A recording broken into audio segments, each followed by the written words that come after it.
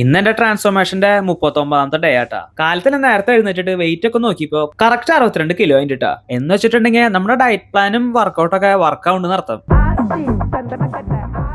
നമ്മുടെ ഒക്കെ പ്രോഗ്രസ് എത്ര ചെറുതൊക്കെ ആണെങ്കിലും അതൊക്കെ നമ്മൾ സെലിബ്രേറ്റ് തന്നെ ചെയ്യണട്ടാ. അപ്പൊ അങ്ങനെ ഞാൻ നമ്മുടെ കാലത്തെ യൂഷ്വൽ ബ്രേക്ക്ഫാസ്റ്റ് 4 വീറ്റ് ബ്രെഡും 2 എഗ് വൈറ്റും കഴിച്ചിട്ട് പള്ളിയിലേക്ക് കുർബാനയ്ക്ക് പോയിട്ട് അങ്ങനെ കുർബാന കഴിഞ്ഞ റൂമിലേക്ക് തിരിച്ചു വരുന്ന വഴി നമ്മുടെ കാരഫോറിലൊന്നും കയറി.